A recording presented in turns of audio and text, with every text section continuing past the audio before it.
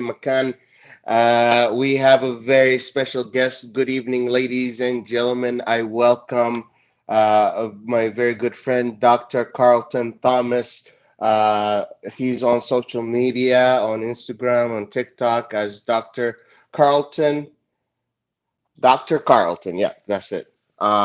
He is board certified and Mayo Clinic trained gay gastroenterologist. I tried to practice to say Just that, but gastroenterologist. gastroenterologist. There you go. He's from San Diego. He used the pandemic downtime to create a queer health and queer sex education platform, which became very successful rapidly to grow over 270,000 followers on TikTok. And then the Instagram platform was used late last year during the monkeypox outbreak, which we will get to later on in our video. And Dr. Thomas has been talking about it in recent days on his Instagram as well. So with the monkeypox outbreak, he grew with Instagram. He helped to find vaccinations and help find treatment for tens of thousands of men across the world. He has been named one of Out 100 by Out Magazine, won the President's Award from the National Association of Leather International, and was recently in The Advocate and New York Times. He has given many educational seminars around the US and about queer sexual health and sex education. He is married to his husband and has two kids who are graduating high school this year. So, first question foremost, Sure. are your kids gay? Because you're No, gay. no. It's actually funny. We had we took them on a cruise in the Caribbean when Christmas, and on the cruise ship we when they were about 13 or 14, we said, hey, we've never asked you guys. It's never come up. Are you gay or lesbian or bi or trans or queer in any way? And they're like, sorry, Dad, we hate to break it to you, but we're straight. So, so so that right there dispels the rumor that gay people raise gay kids, because my son is 100% straight and my daughter is 100% straight as well. She has a boyfriend, he has a girlfriend, and sexuality to kids these days really isn't a big issue anymore. They really don't think of it, at least here in California, they don't think of it as as really anything that's really that judgmental or negative. It's all about, hey, be who you are and celebrate that. So I that's kind a of great thing do. about Gen Z. Yeah, I find out that Gen Z is more doesn't have the stigma or the taboo of talking about sex or sexuality as my generation or any Right, generation before exactly, me. and it also explains why there's a dramatic jump in the last few years of people who identify as um, not straight. It's up to 23% of Gen Z. Identifies as not heterosexual. Oh So wow. meaning, lesbian, gay, bisexual, fluid, transgender, whatever. So there's a lot of, of people who identify more now as gay, lesbian, or bisexual or trans. And that's why they're like I asked the first question is because in the Arab culture and this will be uh, potentially dubbed, but certainly will be sub so into Arabic because it is targeted to our Middle Eastern audience. And Sure, these questions are common questions that are asked sure, by our everyday person that is trying to find a problem with the LGBT community. right. So And I go ahead. appreciate the question because you said, "Hey, you're gay. You and your husband are gay, and you had two kids. Are they gay?" And I'm like, "No, they're straight." And I had two straight parents, and I'm gay. So, and I have two sisters that are straight. So it really doesn't have anything to do with your parents or how you were raised. It's just one of those things. Okay, so to clear the problem out, it has nothing to do if you have a single parent or you have two Right, parents. It doesn't have to do with the fact that there isn't a male figure in their life. It has nothing to right, do with any of that crazy uh, st stereotypes that right, surround what it means to be, or why do we have end up having gay people. The right. other the other one that I get before we get to our questions is that are all gay or LGBT people are LGBT because they have been sexually assaulted in their childhood? It happens in the heterosexual community and in the gay community. But I was never sexually assaulted, and I'm gay. I have friends who were sexually assaulted and who are gay, but I have straight friends who are sexually assaulted and they're straight. So I don't really think it has anything to do with assault. You know, Yeah, that's just my opinion. thank you so much. Now we will get to the questions that I originally sent you. Why are most diseases found in members of the LGBT community? As it's a lot of Arabs like to say, we find HIV in the LGBT community. Why Well, is monkeypox so prevalent with the LGBT community? Why mhm. it's well, STDs and so many sexual diseases come from the LGBT. Are they the well, reason for that? no, that's not really fair. I mean, when you think about sexually transmitted infections across the world, right now, syphilis, gonorrhea, chlamydia happens in way more volume in straight or heterosexual people than in gay or bi people. I think that when you look at the raw numbers, um, so and diseases uh, don't have a discriminating factor. They don't have the ability to discriminate against one person or another. You don't get it just because you're straight or just because you're gay. So I think while yes, there are some things that are found a little bit more common in the gay population, there's things that are found a lot more common in the straight population. So it's not necessarily fair to blame disease on LGBTQ people. Could you give us an example?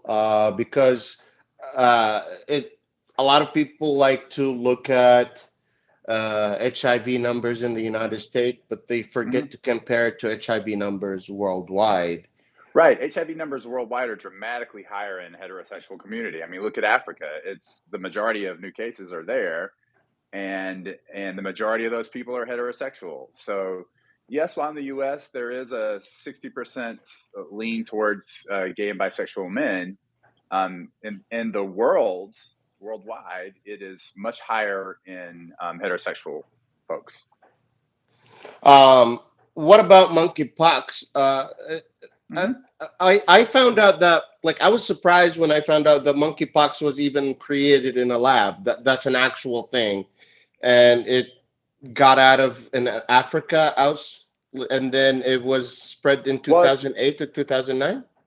Well, no, it goes way back. I don't think it was made in a lab. Oh no. It's something that's been going. It's been around for decades in Africa, and usually was transmitted from animals to humans through close contact. There's a Central African variant and a Western African variant, and one is way more deadly than the other.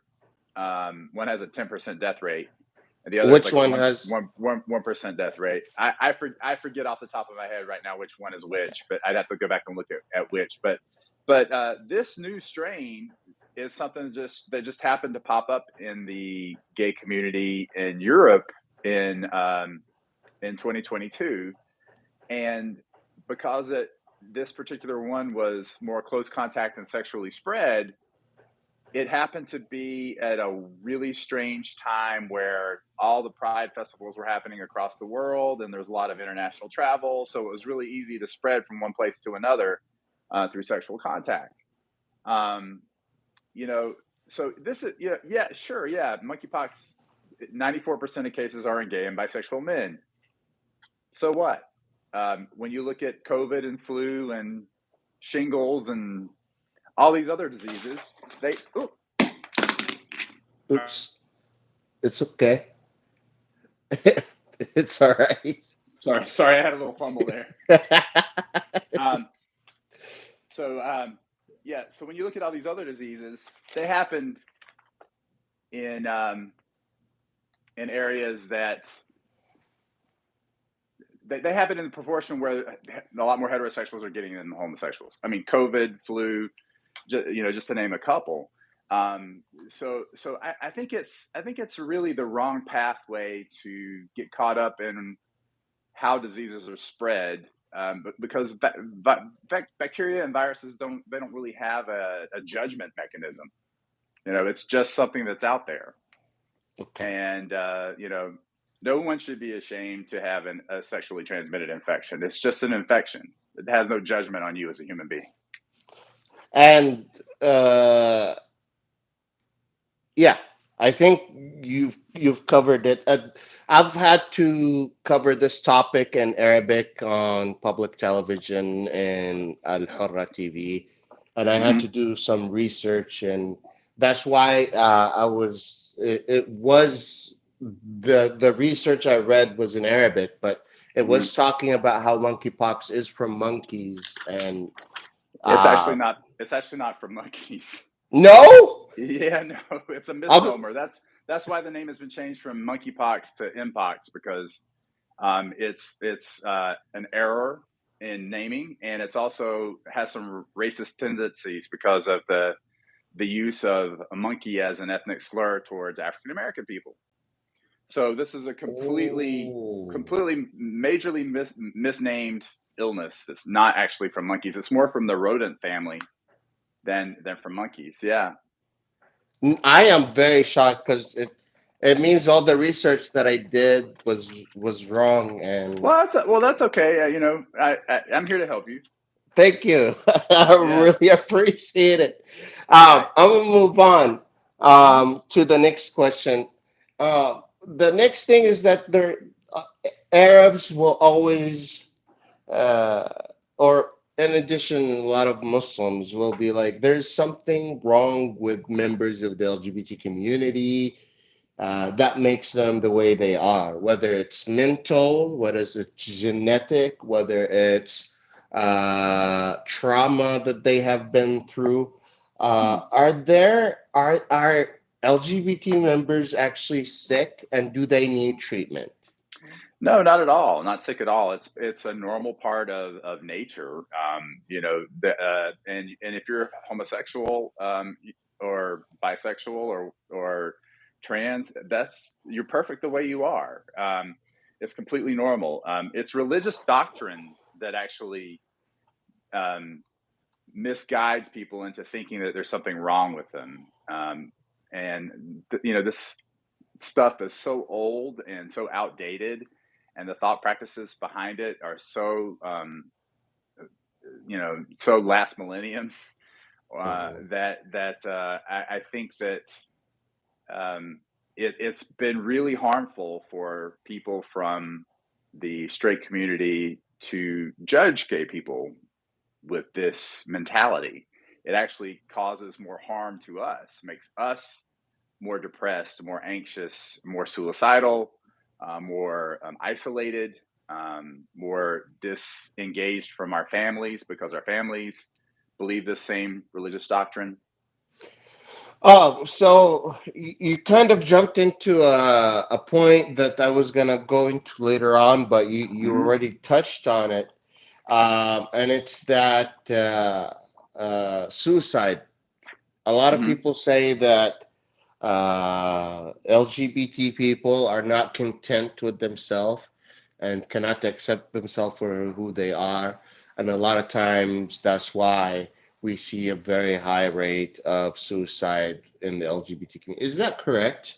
No, that's not correct at all. I think the reason why there's such a high rate of suicide is because, like I said earlier, there's so much backlash against queer people for being queer at no fault of their own. They're made to feel less than, they're made to feel dirty or shamed when there's no reason for that at all. It's completely normal. But yeah, you're right. There is an 8.4 times increased risk of when uh,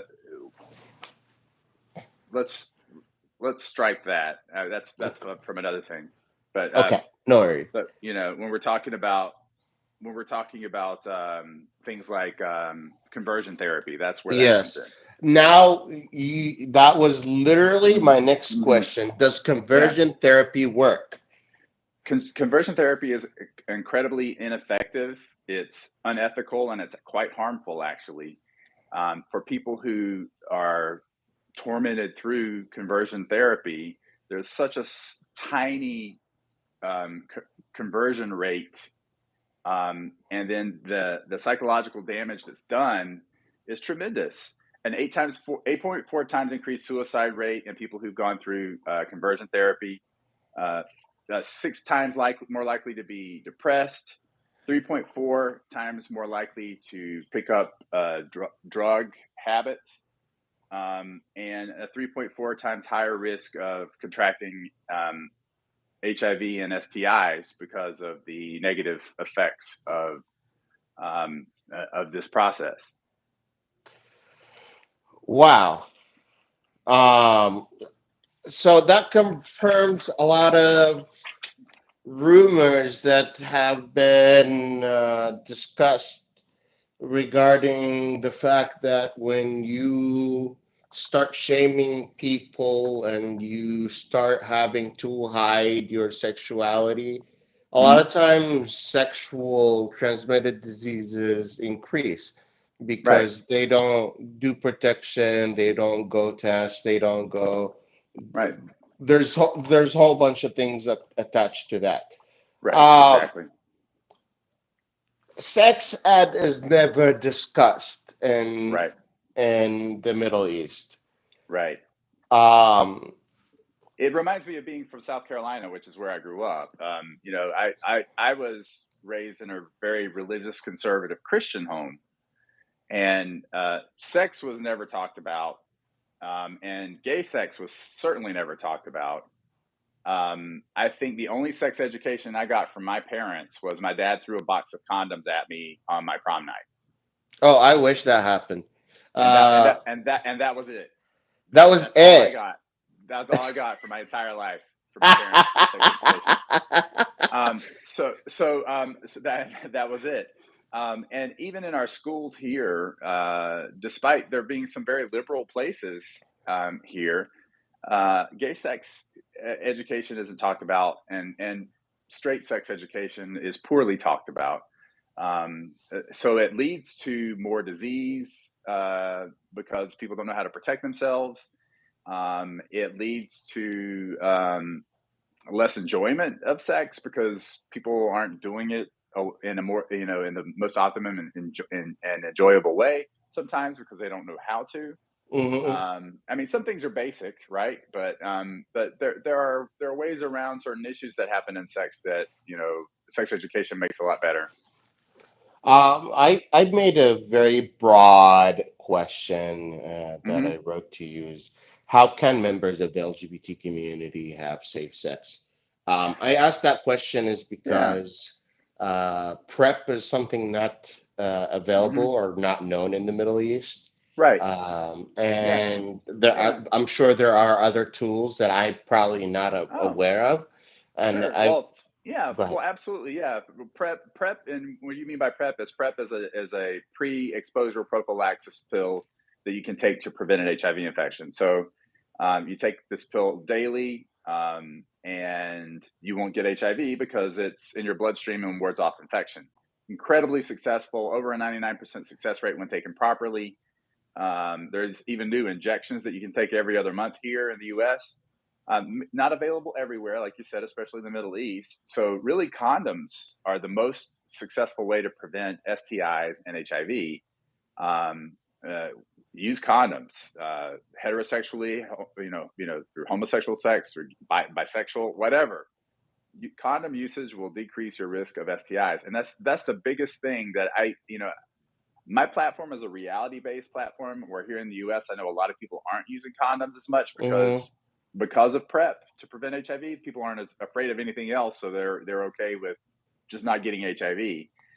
So a lot of people don't use condoms here, but in other places in the world, it's important to use condoms. I know there are certain places um, where you can be prosecuted for uh, a, sex-related infections or the Hmm. stigma around those, Yeah. or the activity around those.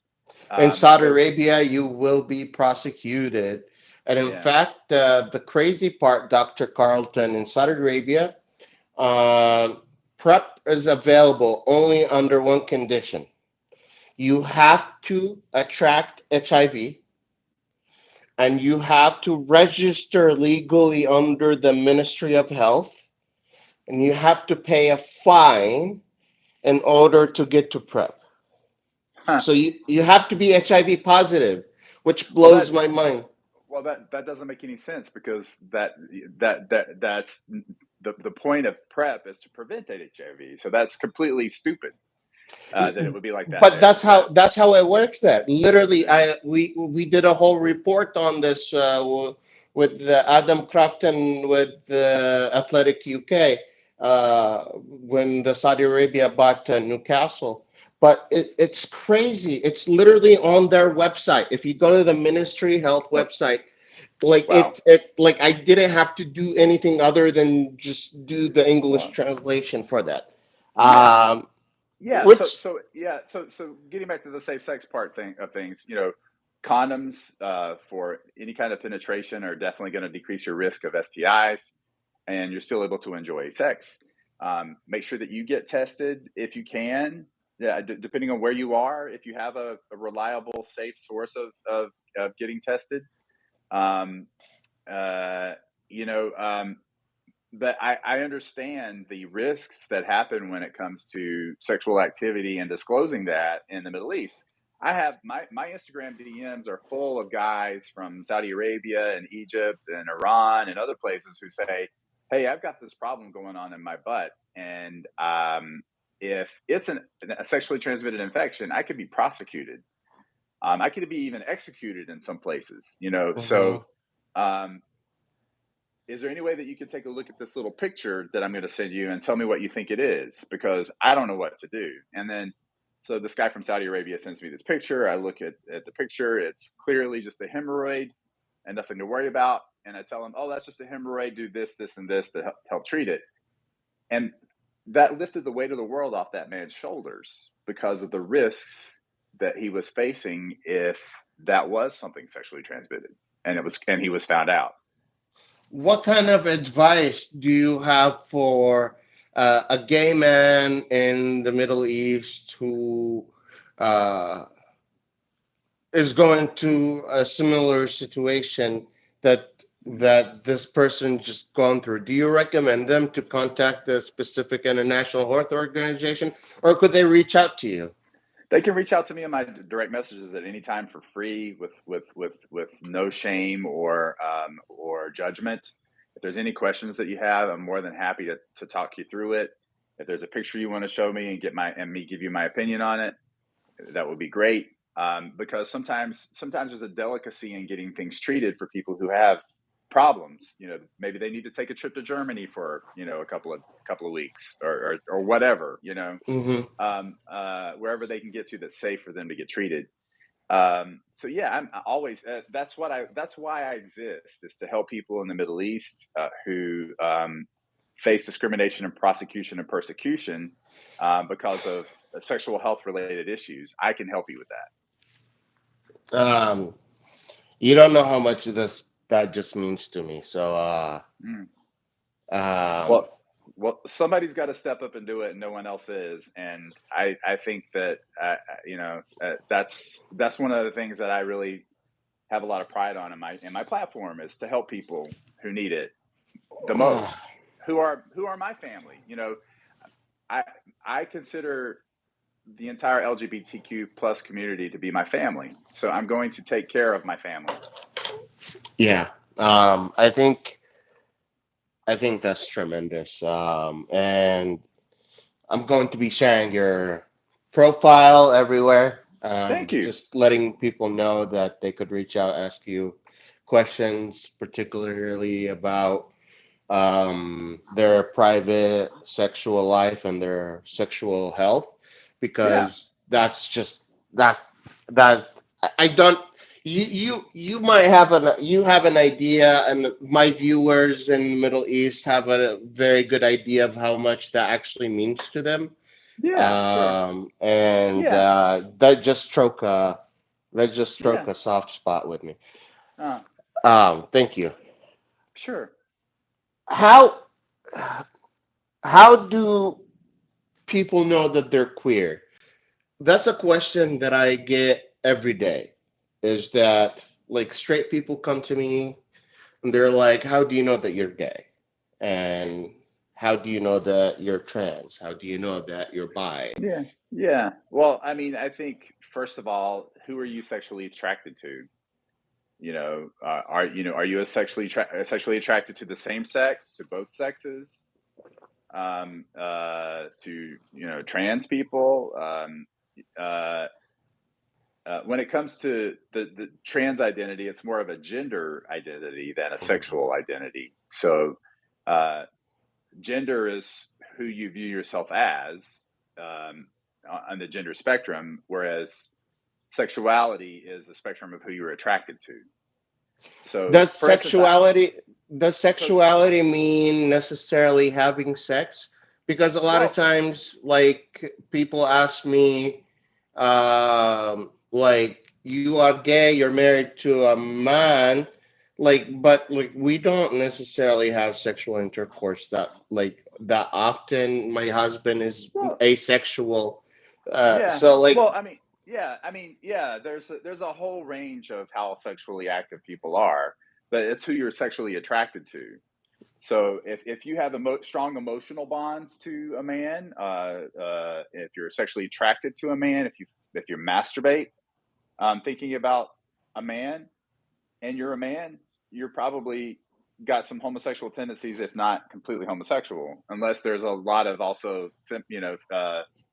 masturbation or physical attraction to females as well. In that case, there's a spectrum of bisexuality that could be happening here. Um, when it comes to gender identity is a whole different bag. I had a huge problem with this as a gay man in his 40s last decade. I had a friend who came up to me and said, "Hey, I've got this nephew, and he is in a relationship with this woman, but he's decided now that they're trans and now a female, and still in the relationship with the same girl." So that really confused me, and I realized that the gender identity is male to female trans. The sexual identity is lesbian because it's a female attracted to a female. Um, absolutely. so sexual identity and gender identity are two different constructs. I think you explained it pretty well. Question: a lot of people don't even know what consent is in the Middle East. Do you Hmm. mind taking a minute explaining consent, how it works, and why we should Sure. use it? Consent is permission for from one person to another. So, say I'm in a bar. This happened to me not too long ago. I was in a gay bar, and a woman was in the bar. A straight woman was in Mhm. the bar, and she went around groping all the men, and including me. She grabbed my crotch and felt it up, and looked at me in the eyes and said, "What a waste that you're gay." And so she did that without my consent. So technically, that is sexual assault here in the United States. When you are physically groped or Mhm. forced to have sex, that's rape. When you're forced to Mhm. have sex with another person without your consent. So consent is a human right for everyone, including married people. A married person should should even have to give consent to have sex So, before.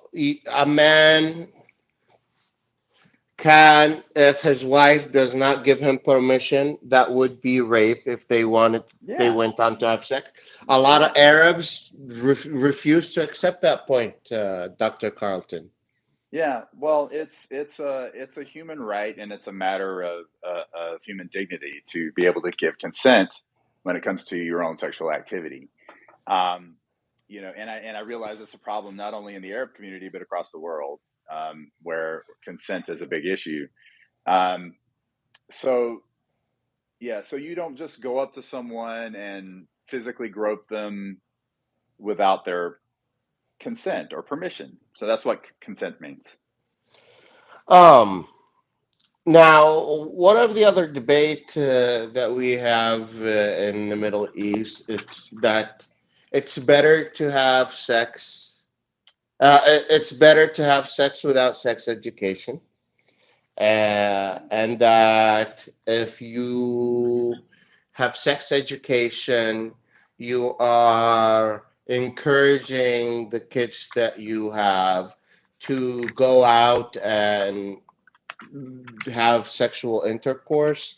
Yeah. Is it better to have sex without sex education, and wait till you're all getting married and then you have sex and you don't even know what you're doing? You know, But I think uh, yeah, I understand the question completely, and I think that's completely baseless and completely false. As a parent, I have teenagers, and the last thing I want them to do is to go out into the world without knowing how to protect themselves when it comes to sex and how things happen with sex that may create a child, or an illness. To blindly go out into the world without any sort of knowledge or education is stupidity. I mean, that's you want to know how to protect yourself. So women need to know about their cycles, about what pregnancy is all about. Men need to know about women's cycles and the pregnancy risks, and how pregnancies happen. Um, that the pull out method is not an adequate method to prevent pregnancy. That how to protect yourself with oral contraceptives or condoms. All those things need to be discussed, and then also just making sex better. How do you put on a condom properly? How do you do things to make them feel better? How do you initiate sex? How do you make sure that your partner's enjoying it? There's so many aspects of sex that are covered in sex education, including your own health needs, but that of preventive care and also sexual enjoyment. um, that yeah, you got it. I think what the question I wanted to ask you is, what's your advice, so as a parent? What's your Mm, advice to other parents out there that are very um, that grew hesitant. up hesitant Yeah. and grew up with taboos of Yeah. discussing sex. What's your advice to them? I think it's important for you to, as a parent, um, grow up and realize that for the betterment of your child and a better future for them, that you need to talk to them openly and honestly about everything, including sex.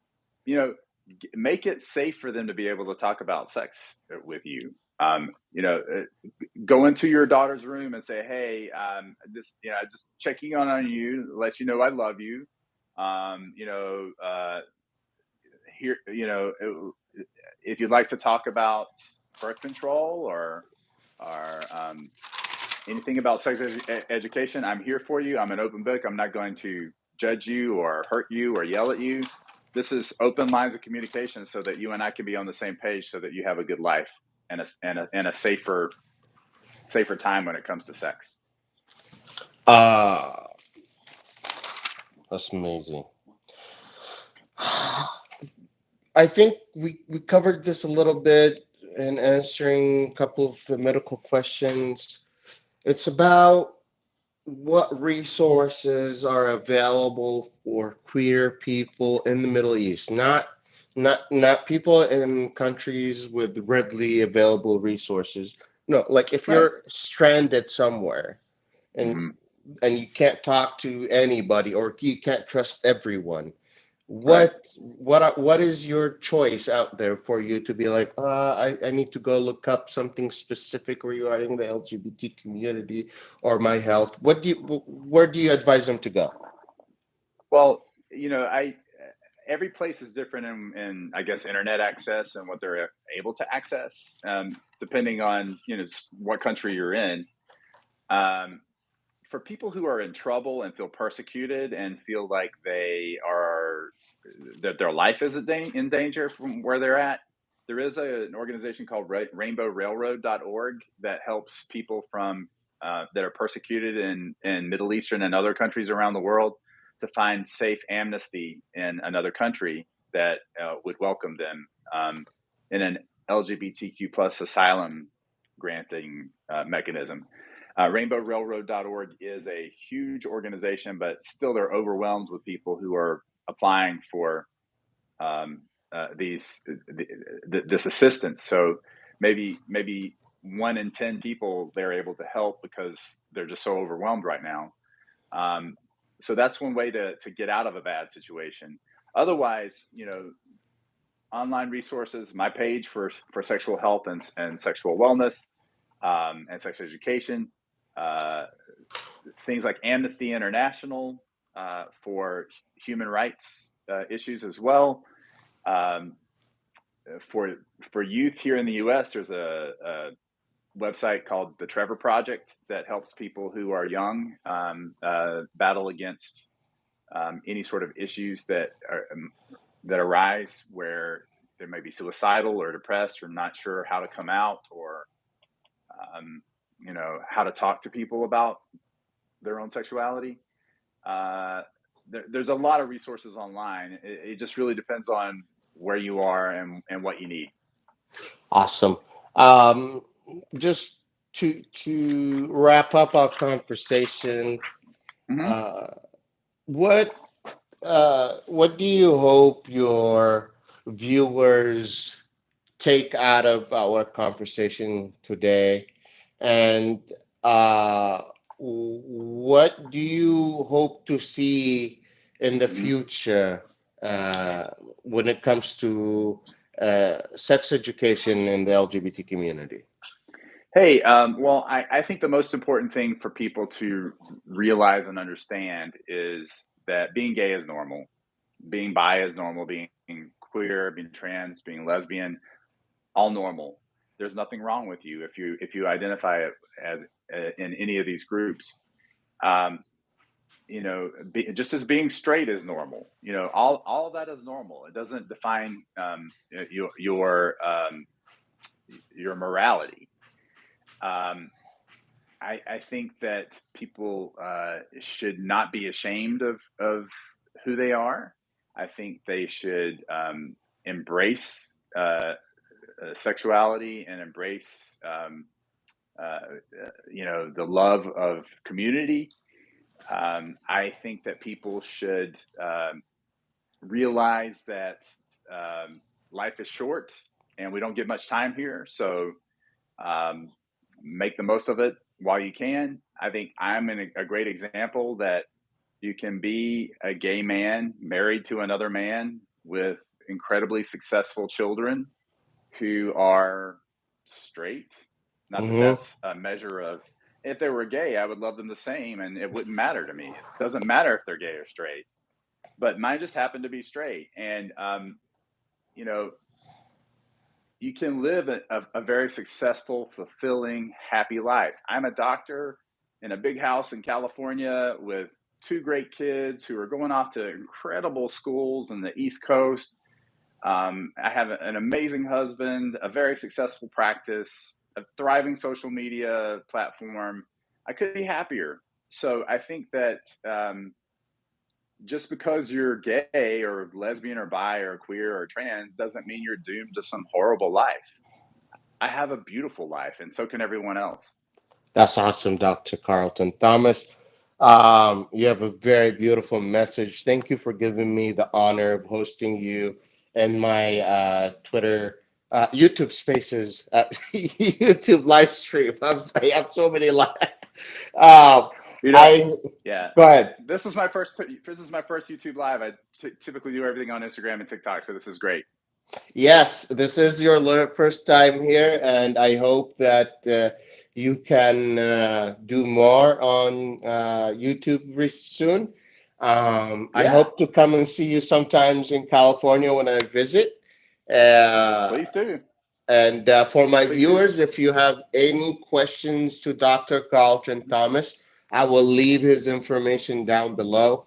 Please, if you are in the Middle East and you have a Mhm. question and you don't know who to go to regarding your sexual health, reach out to Dr. Carlton. He said he is happy Absolutely. to help.